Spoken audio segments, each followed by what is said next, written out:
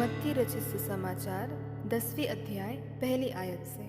फिर उसने अपने 12 चेलों को पास बुलाकर उन्हें अशुद्ध आत्माओं पर अधिकार दिया कि उन्हें निकाले और सब प्रकार की बीमारियों और सब प्रकार की दुर्बलताओं को दूर करें। इन 12 प्रेरितों के नाम ये हैं: पहला शमौन जो पतरस कहलाता है, और उसका भाई अंद्रियास, जबदी का पुत्र याकूब और उसका भाई यूहन्ना, फिलिप्पुस और बरतुलोमै, थोमा और महसूल लेने वाला मत्ती, हलफई का पुत्र याकूब और तदई, शमौन कनानी और यहूदा इस्करियोती जिसने उसे पकड़वा भी दिया। इन 12 को यीशु ने यह आज्ञा देकर भेजा, अन्य जातियों की ओर ना जाना और सामरियों के किसी नगर में प्रवेश न करना, परंतु इज़राइल के घराने ही की खोई हुई भेड़ों के पास जाना। और चलते चलते ये प्रचार करो, स्वर्ग का राज्य निकट आ गया है। बीमारों को चंगा करो, मरे हुओं को जिलाओ, कोढ़ियों को शुद्ध करो, दुष्टात्माओं को निकालो। तुमने सेंत मेंत पाया है, सेंत मेंत दो। अपने पटकों में ना तो सोना और ना रूपा और ना तांबा रखना। मार्ग के लिए ना छोली रखो, ना 2 कुर्ते, ना जूते और ना लाठी लो, क्योंकि मजदूर को उसका भोजन मिलना चाहिए। जिस किसी नगर या गांव में जाओ तो पता लगाओ कि वहाँ कौन योग्य है, और जब तक वहाँ से ना निकलो उसी के यहाँ रहो। घर में प्रवेश करते हुए उसको आशीष देना। यदि उस घर के लोग योग्य होंगे तो तुम्हारा कल्याण उन पर पहुँचेगा, परंतु यदि वे योग्य ना हो तो तुम्हारा कल्याण तुम्हारे पास लौट आएगा।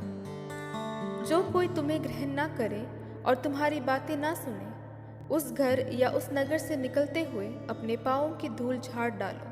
मैं तुमसे सच कहता हूँ कि न्याय के दिन उस नगर की दशा से सोदोम और अमोरा के देश की दशा अधिक सहने योग्य होगी। देखो, मैं तुम्हें भेड़ों के समान भेड़ियों के बीच में भेजता हूँ। इसलिए सांपों के समान बुद्धिमान और कबूतरों के समान भोले बनो। परंतु लोगों से सावधान रहो, क्योंकि वे तुम्हें महासभाओं में सौंपेंगे और अपनी पंचायतों में तुम्हें कोड़े मारेंगे। तुम मेरे लिए हाकिमों और राजाओं के सामने उन पर और अन्य जातियों पर गवाह होने के लिए पहुंचाए जाओगे। जब वे तुम्हें पकड़वाएंगे तो ये चिंता ना करना कि हम किस रीति से या क्या कहेंगे, क्योंकि जो कुछ तुमको कहना होगा वह उसी घड़ी तुम्हें बता दिया जाएगा। क्योंकि बोलने वाले तुम नहीं हो, परंतु तुम्हारा पिता का आत्मा तुम में बोलता है।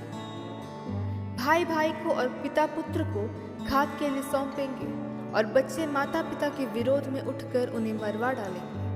मेरे नाम के कारण सब लोग तुमसे बैर करेंगे, पर जो अंत तक धीरज धरे रहेगा उसी का उद्धार होगा। जब वे तुम्हें एक नगर में सताए तो दूसरे को भाग जाना। मैं तुमसे सच कहता हूँ, तुम इज़राइल के सब नगरों में ना फिर चुकोगे कि मनुष्य का पुत्र आ जाएगा। चेला अपने गुरु से बड़ा नहीं होता, और ना दास अपने स्वामी से। चेले का गुरु के और दास का स्वामी के बराबर होना ही बहुत है।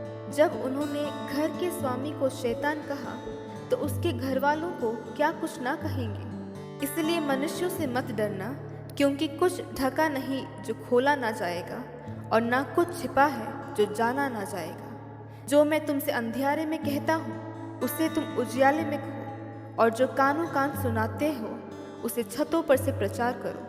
जो शरीर को घात करते हैं पर आत्मा को घात नहीं कर सकते, उनसे मत डरना, पर उसी से डरो जो आत्मा और शरीर दोनों को नरक में नष्ट कर सकता है। क्या पैसे में 2 गौरियां नहीं बिकती? तो भी तुम्हारे पिता की इच्छा के बिना उनमें से एक भी भूमि पर नहीं गिर सकती। तुम्हारे सिर के बाल भी सब गिने हुए हैं, इसलिए डरो नहीं, तुम बहुत गौरियों से बढ़कर हो। जो कोई मनुष्यों के सामने मुझे मान लेगा, उसे मैं भी अपने स्वर्गीय पिता के सामने मान लूंगा। पर जो कोई मनुष्यों के सामने मेरा इनकार करेगा, उससे मैं भी अपने स्वर्गीय पिता के सामने इनकार करूंगा। ये ना समझो कि मैं पृथ्वी पर मिलाप कराने आया हूँ। मैं मिलाप कराने नहीं, पर तलवार चलवाने आया हूँ। मैं तो आया हूँ कि मनुष्य को उसके पिता से, और बेटी को उसकी माँ से, और बहू को उसकी सास से अलग कर दूँ। मनुष्य के बैरी उसके घर ही के होंगे। जो माता या पिता को मुझसे अधिक प्रिय जानता है वह मेरे योग्य नहीं, और जो बेटा या बेटी को मुझसे अधिक प्रिय जानता है वह मेरे योग्य नहीं। और जो अपना क्रूस लेकर मेरे पीछे ना चले वह मेरे योग्य नहीं। जो अपने प्राण बचाता है वह उसे खोएगा, और जो मेरे कारण अपना प्राण खोता है वह उसे पाएगा। जो तुम्हें ग्रहण करता है वह मुझे ग्रहण करता है, और जो मुझे ग्रहण करता है वह मेरे भेजने वाले को ग्रहण करता है। जो भविष्यद्वक्ताओं को भविष्यद्वक्ताओं जानकर ग्रहण करे वह भविष्यद्वक्ताओं का बदला पाएगा, और जो धर्मी को धर्मी जानकर ग्रहण करे वह धर्मी का बदला पाएगा। जो कोई इन छोटों में से एक को मेरा चेला जानकर केवल एक कटोरा ठंडा पानी पिलाए, मैं तुमसे सच कहता हूँ वह किसी रीति से अपना प्रतिफल ना खोएगा।